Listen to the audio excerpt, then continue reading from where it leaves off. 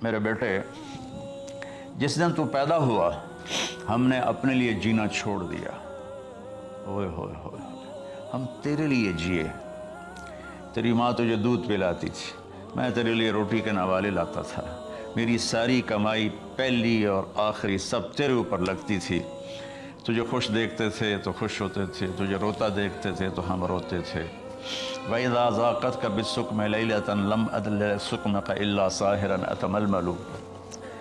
جب تو کبھی بیمار ہو جاتا تھا تو تیرے سرانے بیٹھ کر ہم ساری رات روتے تھے اور دعائیں کرتے تھے، یا اللہ ہمارے بچے کو بچا لے، ہمارے بچے کو صحت دے دے۔ اس تڑپ میں ساری رات میں جاگتا تھا۔ تیرے لیے میں نے اپنا سب کچھ لگا دیا، اپنے لیے جینا چھوڑ دیا، اپنی خواہشات کو دبایا، تیری ہر خواہش کو پورا کیا۔ تجھے مسکرانے کے لیے، تجھے ہنسانے کے لیے میں دھکے دھوڑے کھاتا رہا، کبھی گرمی لو کی جھلسا دینے والی ریت اور کبھی سردی کے سرد ہوا کے تھپیڑے، لیکن میں ان دونوں سے گزرتا ہوا تجھے پالنے کی خاطر اپنے آپ کو کھپاتا رہا۔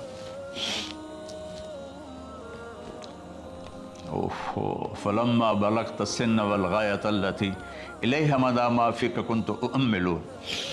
بیٹا، میں نے اپنے ہڈیوں کا رس بھی تیرے اندر ڈال دیا، صرف کمائی نہیں، میں نے اپنے ہڈیوں کا رس تیرے اندر ڈالا۔ میں نے جو کچھ تھا تیرے اوپر قربان کیا۔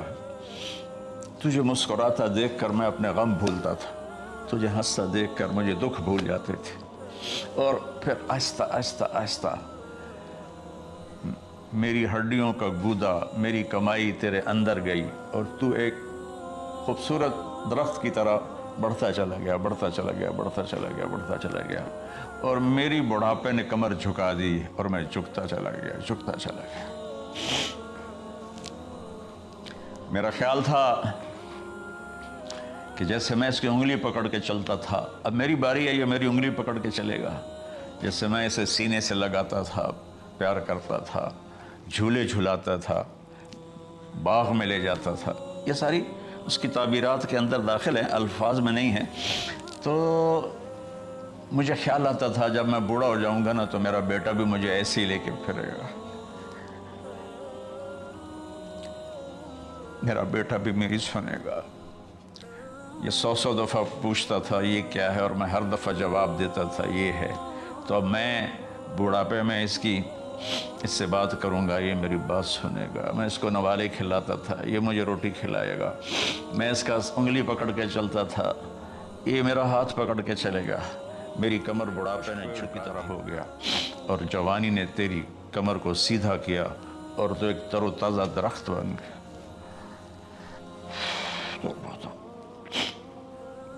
تو مجھے خیال آیا کہ میں نے 20 سال اس بچے کو پالا ہے، ابھی اپنی ماں اور باپ کو دیکھے گا، لیکن ایک دم اچانک کیا ہوا؟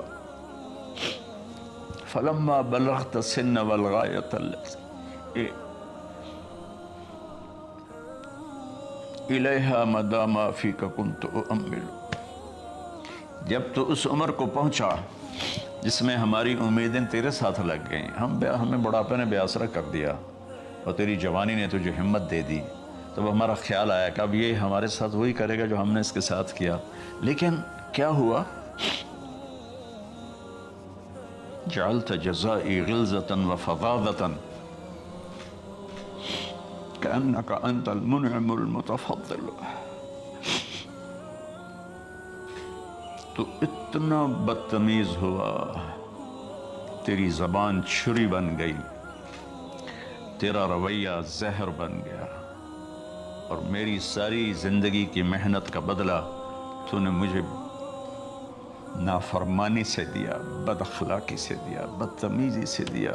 میں حیرت بھری نظروں سے تجھے دیکھتا رہا، اور میں اپنی پچھلی 20 سالہ زندگی کو جھٹلاتا رہا کہ میرے خیال میں میں اس کا نوکر ہوں، اور یہ میرا مالک، میں اس کا باپ نہیں، میں اس کا نوکر ہوں، کیونکہ ماں باپ کے ساتھ ایسا کوئی نہیں کرتا ہے، یہ میرا مالک ہے اور میں اس کا نوکر ہوں، اس لیے مجھے ڈانٹ رہا ہے۔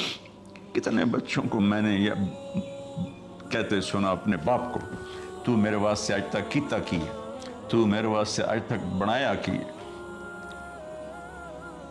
اور جو آپ بے بسی کی تصویر بنا ہوتا تھا وہ شکلیں بھی میرے سامنے ہیں۔ تو کمال کے اشعار، میں سوچ رہا ہوں جو میرا یہ حال ہے 1400 سال بعد کہ میرے آنسوں نہیں رک رہے، تو اللہ کے نبی تو زارو قطار روئے تھے، داڑھی آنسوں سے تر ہو گئی تھی۔ کہا بیٹا جب تو نے میری ساری زندگی کی محنتوں کا بدلہ بدتمیزی سے دیا، گالی گلوچ سے دیا، دھکے دے کر باپ کو گھر سے نکال دو، بیٹا میں یہ سمجھا کہ تو نے ایک خواب دیکھا تھا، تو نے ایک خواب دیکھا تھا کہ تو باپ ہے اور یہ بیٹا ہے۔ اصل حقیقت یہ ہے کہ یہ مالک ہے اور میں نوکر ہوں۔ پھر آگے کہتا فَلَيْتَكَ إِن لَمْ تَرَ حَقَّ أُبُوَّتِي فَعَلْتَكَ مَا الْجَارُ الْمُجَاوِرُ يَفْعَلُ۔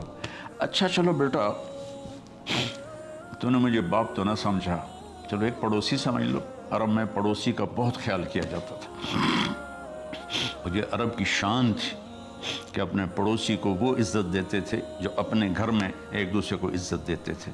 تو اس نے پھر اس کی طرف اشارہ کیا کہ اگر میں تیرا باپ نہیں ہوں، تیرے رویوں کو دیکھ کر تو یہی لگتا ہے کہ میں تیرا نوکر ہوں، تو میرا مالک ہے، تو چلو اتنا تو کر دے جتنا ایک پڑوسی کے ساتھ کرتا ہے۔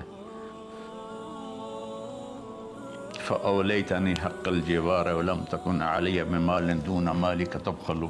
تو پڑوسی پر تو عرب خرچ کرتے ہیں، تو بھی تھوڑا سا میرے اوپر خرچ کر دیتا اور تو بخیل نہ بنتا، اور میرے خوابوں کو چکنا چور کر دیا، میری امیدوں پر پانی پھیر دیا، میرے بڑھاپے کو ذلت اور رسوائی میں بدل دیا۔ اچھا میرا پتر جا خوش رہو۔ ماں باپ کہاں بد دعائیں کرتے ہیں؟ تو میرے نبی کی آنکھوں سے آنسو، یہ ساری داڑھی تر ہو گئی، تو آپ نے اس کے بچے کو گریبان سے پکڑا اور جھٹکا دے کر دھکا دے کر دفع ہو جا، انت و مالک لابیک، تو اور تیرا سب کچھ تیرے باپ کا ہے۔ حضرت علی رضی اللہ تعالیٰ عنہ سے کسی نے پوچھا کہ آپ کے بیٹے حسن کیسے بیٹے ہیں؟ کہا حسن میرا وہ بیٹا ہے کہ جب میں چلتا ہوں تو میرے آگے نہیں چلتا، میرے پیچھے چلتا ہے۔ جب کہیں بیٹھنے کا موقع آتا ہے تو یہ پہلے نہیں بیٹھتا، پہلے مجھے بیٹھاتا ہے پھر خود بیٹھتا ہے۔ جب کھانے پر بیٹھتے ہیں تو یہ روٹی کی طرف ہاتھ نہیں بڑھاتا جب تک میں نہ بڑھاؤں، یہ سالن کی طرف ہاتھ نہیں بڑھاتا جب تک میں نہ بڑھاؤں۔ میں کمرے میں ہوں تو یہ چھت پہ نہیں چڑھتا کہ میرے باپ کی بے ادبی ہو جائے گی۔ میں حالانکہ چھت پہ چڑھنا ضرورت کے لیے ہوتا ہے، لیکن قربان جائیں اہل بیت کے ایسے ہی اخلاق ہوتے ہیں، آل رسول ایسے ہی ہوتے ہیں۔ میرے عزیزوں نوجوانوں سے کہہ رہا ہوں جن کے والدین زندہ ہیں، ہم تو محروم ہو گئے، وہ قبروں میں چلے گئے، لیکن میں اتنا مصروف رہتا ہوں۔ اب یہ کرونا کی وجہ سے گھر میں بیٹھے ہوئے ہیں، یعنی میری زندگی ایسے پہیے کی طرح گھومی ہے، اور پھر دل کی تکلیف، پھر اس کے ساتھ سر کا درد شدید۔